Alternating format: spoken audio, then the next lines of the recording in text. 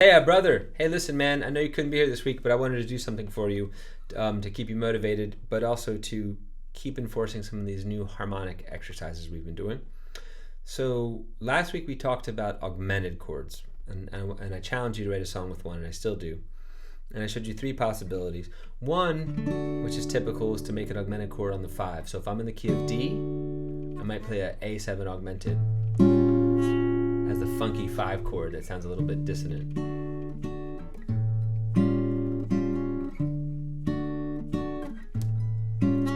You accidentally bumped into the possibility of putting that on 6 instead, which is also nice. You can do it on 5 as well. That's a nice use of it as a 5 chord, as a funky 5 chord. The other use of it is in a minor key. This is what Elliott Smith does in Son of Sam, using it as the leading tone, meaning the note half a step below the root, like this.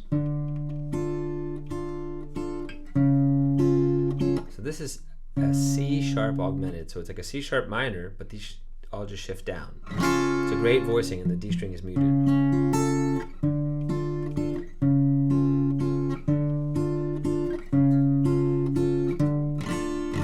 So that's as like a really strange sounding leading tone chord just above the root, below the root. And then the final way is just to take a basic triad, or really any major or minor chord, but it's easy on triads, and just sharpen the 5th. Oftentimes it keeps going up and then back down.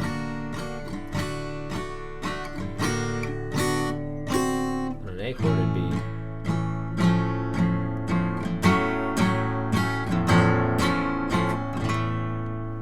There are 3 standard uses of augmented chords. So now I'm going to give you an application of it, and we both like Son of Sam. We've talked about that song. You said you've played it before.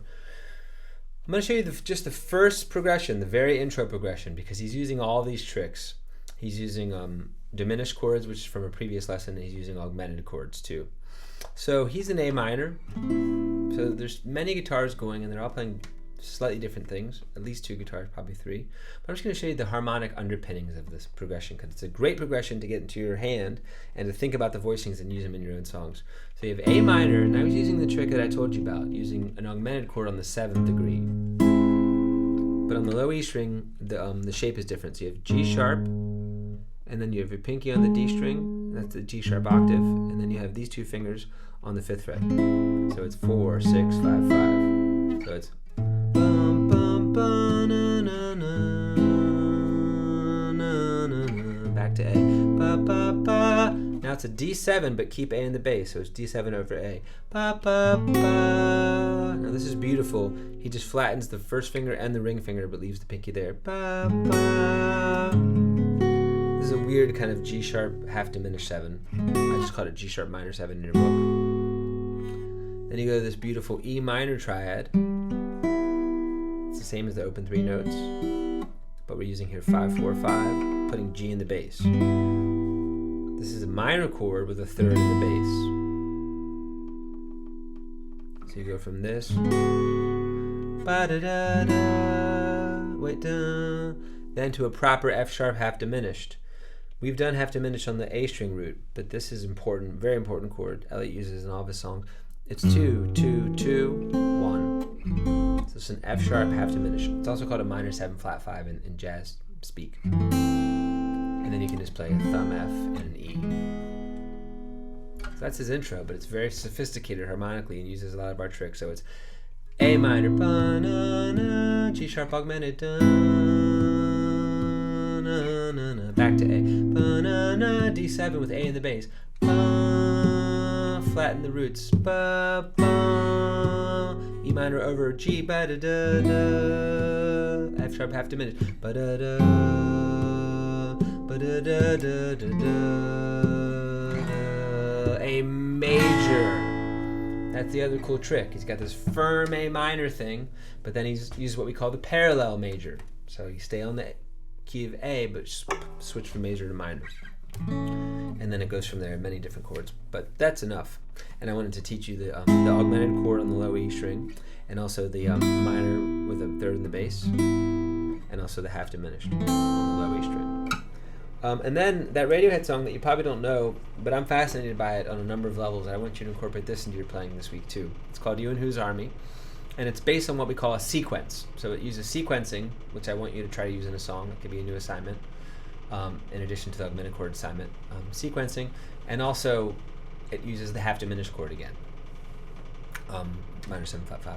So when I say sequence, what I mean is Tom York stumbled on this progression that he likes, which is a 2-5. So in this case, it's a D sharp minor to a G sharp major. And he built a sequence without regard to the key center, meaning he just kept reimposing that progression on different parts of the fretboard. So come on again, come on a third time. You think you'll, and then it gets a little diatonic. It feels like A becomes the key center in a way. A to C sharp minor, drive me crazy. And he moves it up and does it again. Come on, come on.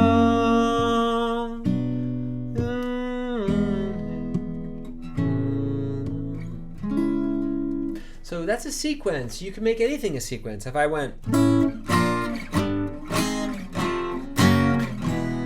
taking some progression that you like and just keep moving it to different parts of the fretboard and disregard wherever you started or what you think the key is. It's really just about the internal logic of the sequence. So he does that many times in a row. And then he gets to a pre-chorus which kind of starts on an E. You think of me.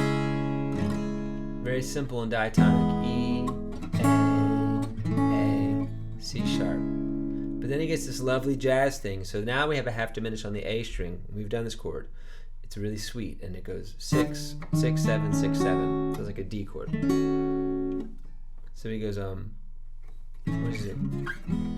You and whose army.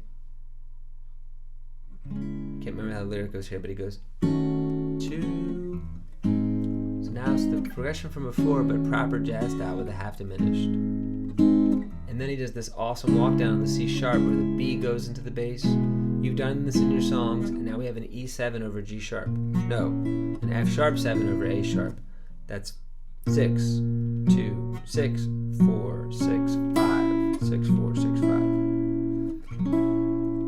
Easy in open position, harder in stop position, but I want you to learn this voicing. So it's you and whose army. And back to the half diminished.